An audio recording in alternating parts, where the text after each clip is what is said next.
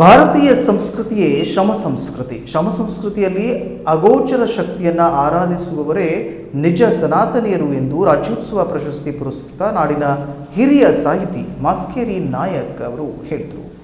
ದಾಂಡೇಲಿಯ ಮಾಸ್ಕೇರಿ ಸಾಹಿತ್ಯ ಆರಾಧನಾ ಸಂಸ್ಥೆ ಮತ್ತು ಭಾರತಿ ಪ್ರಕಾಶನ ದಾಂಡೇಲಿ ಅವರ ಸಹಯೋಗದಲ್ಲಿ ನೊಬೆಲ್ ಪ್ರಶಸ್ತಿ ಪುರಸ್ಕೃತ ಗೀತಾಂಜಲಿ ಕವಿ ಬಂಗಾಳದ ರವೀಂದ್ರನಾಥ ಟ್ಯಾಗೋರ್ ಅವರ ಜನ್ಮದಿನದ ಪ್ರಯುಕ್ತ ಆಚರಿಸಲಾದ ಕಾರ್ಯಕ್ರಮದಲ್ಲಿ ಮಾತನಾಡಿದ ಸಾಹಿತಿ ಮಾಸ್ಕೇರಿ ನಾಯಕರು, ನಮಗೆ ಸುಲಭವಾಗಿ ದೊರಕುವಂತಹ ಭಾವಾರ್ಥ ಮತ್ತು ಶಬ್ದಾರ್ಥ ಸಹಿತವಾದಂಥ ಕಾವ್ಯವನ್ನು ಮನೆ ಮನೆಯಲ್ಲಿಯೂ ಆರಾಧಿಸುವಂಥ ಪ್ರಕ್ರಿಯೆ ನಡೆಯಬೇಕು.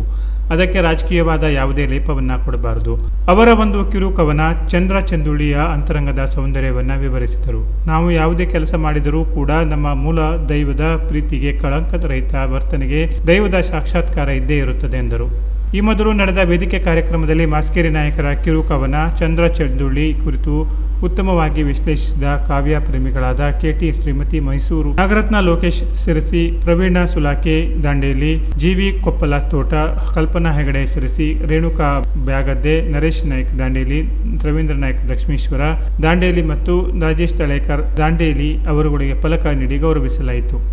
ಗೌರವಾತಿಥಿಗಳಾಗಿ ಭಾಗವಹಿಸಿದ್ದ ಬದುವಂತಗೌಡ ಪಾಟೀಲ್, ಕೃಷ್ಣ ಲಕ್ಷ್ಮೀಶ್ವರ, ರವಿಕುಮಾರ್ ಚೌಹಾಣ್, ರಮೇಶ್ ಚಂದಾವರ, ಶ್ರೀನಾಥ್ ಪಾಸಲ್ಕರ್, ತೇಜಸ್ ಎನ್ಆರ್, ಜನ್ನು ಕಟೇಕರ್, ಅನಂತ ಪುರಾಣಿಕ, ಗಾಯಕಿ ಜಯ ನಾಯ್ಕ್ ಮತ್ತು ಲಕ್ಷ್ಮೀ ಸಿಂಗಾಡಿ ಅವರುಗಳನ್ನು ಶಾಲು ಹೊದಿಸಿ ಸನ್ಮಾನಿಸಲಾಯಿತು.